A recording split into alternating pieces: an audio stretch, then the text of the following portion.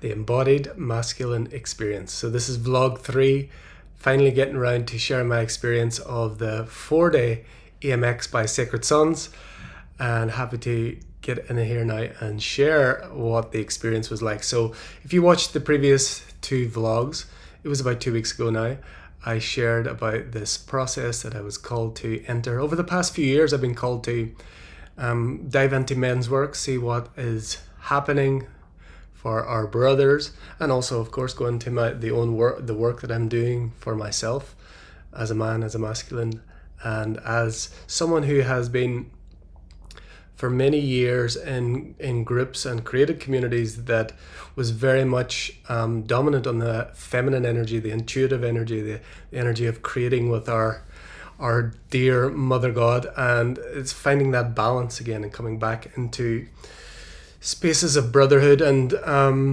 this EMX by Sacred Sons was an amazing event. So I had the honor and pleasure of spending 4 days with some brothers from all over the world. And one of I talked about in previous vlogs, one of the real things that called me to it was one of the days was confrontation. So there was connection, confrontation, celebration, and continuation. I love the alliteration as well. And so conflict was one of the things that was a fear for me, and I thought it was one of my edges, and it was one of the things that I wanted to face. And so the connection was quite an easy piece for me. Celebration's quite an easy piece for me, although play is still something that I challenged with, really playing. Continuation is another one that was is something that is key for me and I've been working on, but definitely the conflict was something really powerful. And so how they do that is, so they create a space where they call it ritual combat. And so it's taking this natural tendency of the masculine energy of like this, there's this natural call for a sharpening the masculine energy, and the masculine energy likes to get sharpened by other masculine energies.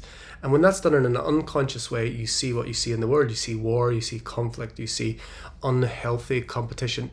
But when there is a challenge, and when you're challenged by another healthy masculine energy in a way that is done in a conscious way, in a spiritual way, in a way that you want to bring the best out in the other, it's a really beautiful thing. And so the ritual combat, the whole day is based around heart connection, connecting with the brother through the eyes, like we always do.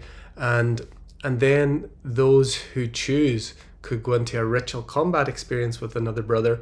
So with gum shield, with boxing gloves, and there were many ways in which it was led up and the energy was built up. And so actually what I found was, because I wanted to face that edge, I wanted to face that fear, because I have had a recurring pattern where this has come up, and I feel that I've not dealt with it in a way that was beneficial.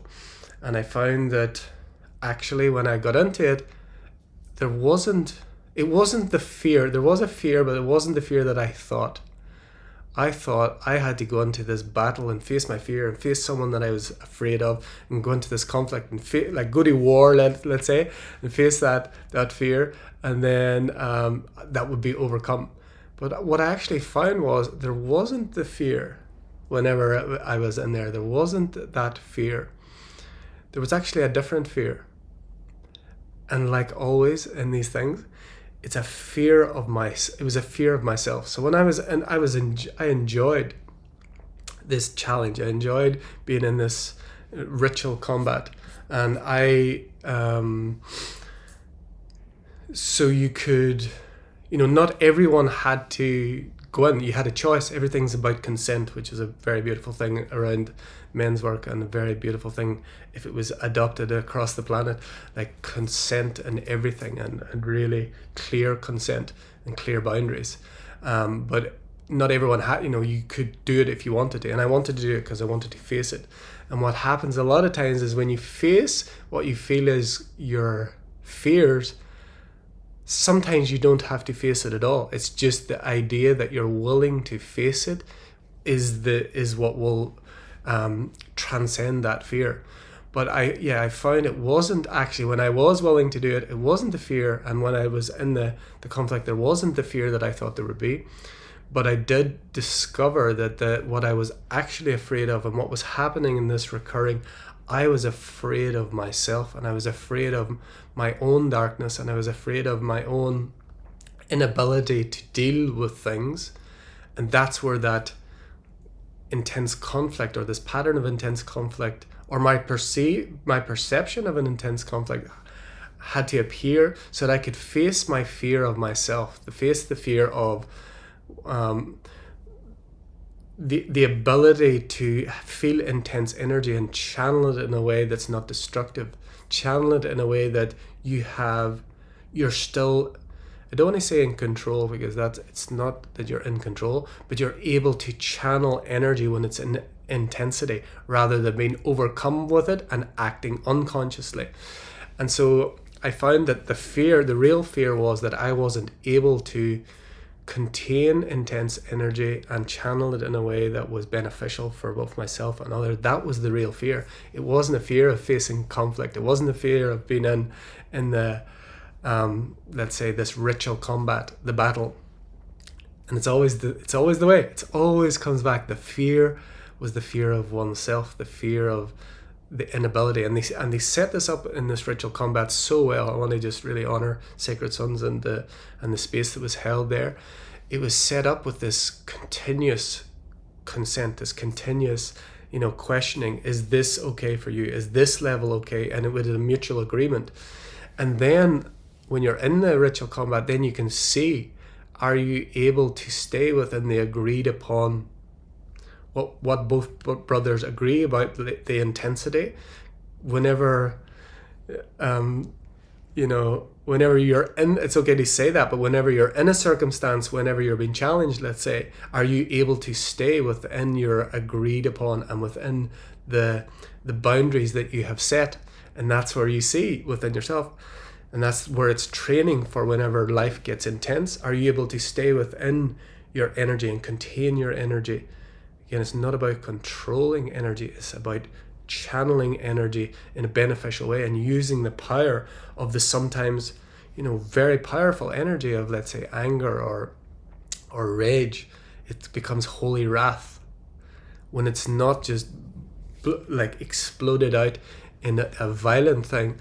It's channeled in a way and it's used in a way, and it's generative instead of destructive. So I find that fear by facing a fear that I thought I had to fear. I actually didn't have to fear, but I had to see that there was another fear. There was it was a fear of myself, and the fear of the inability to control, to direct and channel energy when energy gets intense. When I'm afraid, literally, when I'm afraid, am I able to be contained within myself and stay within myself and not go into fight, flight, freeze, which is the many responses that we have. The three main responses that we have is fight, flight, freeze. And so when you're working on your nervous system, you're working on these responses, it's really amazing to find that you may have multiple responses. So a lot of times mine were fight or freeze. I will shut down, or I want to fight, I want to attack, I want to respond. Again, this is not just like about physical fight. This is like an archetypal thing as well, as like it's an energetic thing. And so that was amazing. So that really came as a surprise to me, that what I thought, again, life always does this perfectly for us. We think what we think we need is not always what we need. But definitely took that again. If you're willing, I've had this before, if you're willing to face a fear, sometimes you don't have to face it at all, but you may discover that it wasn't actually that, it was just masquerading as that, and it's actually something else that you're called to face. And so facing that fear, that I was really afraid of myself and my inability to be in that energy. It was a sobering one, and it was good to see it, because it made sense why this repeating pattern, and one of the reasons that I was going into this space was appearing, was not because of what I thought externally, and was always because of what I was experiencing internally. So that was beautiful. The day after the conflict, and many other people had amazing, beautiful experiences. And so in my ritual combat experience, like, it was just perfect. The way it was experienced was perfect. The guy that I was in ritual combat with said it was perfect for him. And it was just, again, it wasn't what I expected. It wasn't about going to war. It wasn't about like going full out and facing. No, it was completely different. But the day after that, so we were in, they called it celebration, but there was very, very deep work went on the celebration day. I suppose that's what we have to, when we get to crescendo, and that was really working on the mother and the father wounds, and that was very, very powerful. That was probably the most powerful experience of the whole thing, of the embodied masculine experience. And it was being able to be in a space, kind of like a constellation setup, where you would have someone representing your mother, someone representing your father. And that is a very, very powerful process in this little trinity. That was a very powerful experience, and just getting together with so many brothers that were that are various stages of their path, but all in this openness and willingness, and very different like backgrounds and ideas and visions, but all in this similar path of becoming an embodied masculine, becoming a higher version of themselves, and being open to the love and the brotherhood and the openness and the connection and the vulnerability of being in brotherhood. So one of the other, it wasn't really a challenge, but it was a little bit, it was good. It was like, I think it was on the first day we were having a fire, and our star friends actually give me a little message to deliver around the fire, solely in light language. And so there was a little moment where, I've shared it for many years, and I had a lot of fears around sharing this before, but I'd never done it. Well, spontaneous in another men's work thing, I came out of a sweat lodge one time, and it wasn't like I got a message, I'm going to deliver a message. It was like, I was like, went through such a challenge in the sweat lodge, and I wanted to give up, and I stayed to the end. Once I come out of that, just spontaneous light language came out without any much thinking, in a smaller group. But this was like a more intimate setting and not like intense, and I got a message to deliver for the brothers in light language, and it was a little bit of a challenge because it didn't feel like the normal natural space where I would normally deliver these things. Generally, when this light language is coming, it's in a space where people are kind of used to it, and this probably wasn't that. For a few it was, so delivered the message. And it's quite funny because this happens a lot, is where people, they didn't really respond or react at the time, but they came privately afterwards to share some of their experiences, which is really cool. But yeah, the family constellation, I suppose we could call it, with the mother father, that was very powerful work. But it was just inspiring to see so many men from so many different paths and walks of life coming together to work on themselves, to work on healing a lot of the wounds within the masculine, they're huge, and a huge amount of it is trust of other men, and feeling safe in the company of other men. And I'm sure, of course, women can relate to that as well, but it's huge for men. It's huge for the masculine energy to be in safe, to be vulnerable, to be able to let down your guard with other men, and to be in open-hearted space with other men. It's powerful, very powerful work. And I want to say, because again, I've been given this kind of mission, loosely called mission, to go into these men's spaces for some years now. And I can definitely say that this Sacred Sun space, particularly this one that I was in, was definitely the best balance of masculine and feminine energy that I've experienced before. So I've been to the other men's retreats and other men's events and circles, and the masculine energy still was, some of the tendencies of the masculine energy were still more in ascendancy. And that is important at times. It's important that there's all men, women, all beings have a masculine and feminine energy within us, and over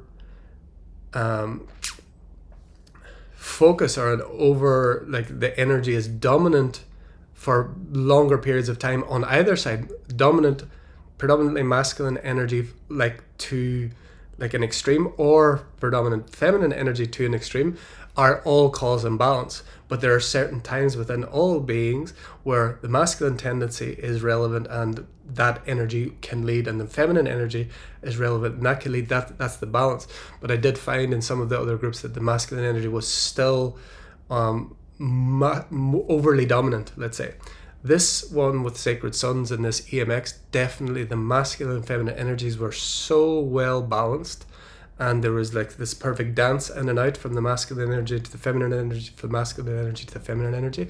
So that was really inspiring to see, to feel, to be part of, and to know that that's where we are all moving. I feel it's not moving from, and so much talk, moving from the patriarchy, let's go to a matriarchy. No, we're going to synergy. We're going to symbiotic relationship.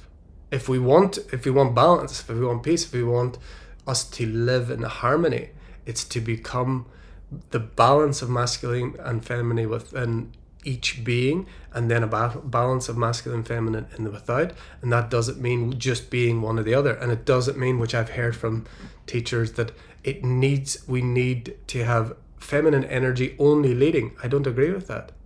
We don't need any energy as one and dominant. We need to be this symbiotic. In the moment when masculine energy needs to come, masculine energy leads. In the moments when feminine energy leads, feminine energy needs to lead. The problem has been we've had this patriarchy, matriarchy. One gets control, and then it follows that.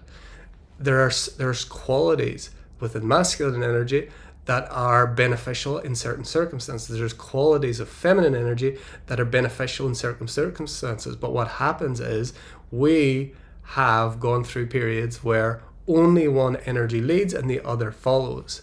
And again, there are circumstances, there's times, there's seasons when that works. But if we do that solely, we always get to imbalance. We're always getting to a space where one energy is dominant, and so the qualities of the submissive energy is not brought forward, so it leads to imbalance. It leads to things where we see what we see in the world now. And so it was really inspiring, really challenging, really beautiful. Met some really beautiful brothers, and again, the balance of masculine and feminine energy was really, really well held. So really nod to the Sacred Sons team and the training and the initiations that they go through. And there are a lot of things that I will take from it, and a lot of things, like everything that I go into, I see that, I like this, not so much. And I see the things that I can take into my life and take into my service work to other people, and that's what I will do.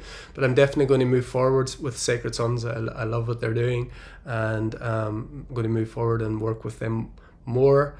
And this all ties into my life mission of Heart Leaders, and the first piece that I'm being called to step into this really is around working with men, particularly because there's a lot of men leaders that are not in balance with their masculine and feminine energy. So that's the first part. But the Heart Leaders is this piece. This is the life mission. This is what has come for this life. And it's to ignite, unite, and highlight 144,000 heart leaders living and giving their unique genius in the world, and to impact and inspire the next 7 generations on earth, leaving a legacy of love. And that's what I've been given, and that will be, while there's breath in these lungs, that will be the mission and the purpose. But it's beginning now, particularly with the masculine energy, and it's beginning particularly with men who don't know it. They need to be ignited. They don't know where they're moving into. And again, the Heart Leaders, it's masculine, feminine, men and women, and all variations and permutations. But at the moment, the call of the hour, that it seems like, because there are many men that are in leadership roles and that haven't got this connection to the heart. There are many who would like to be or could see themselves in leadership role, but because of the imbalance of the masculine energy, because of the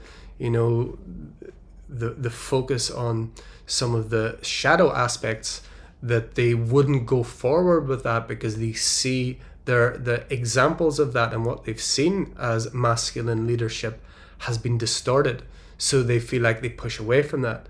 And then a lot of times, like has been the case of myself, we go very much into the feminine energy, which again is beautiful, powerful, and needed.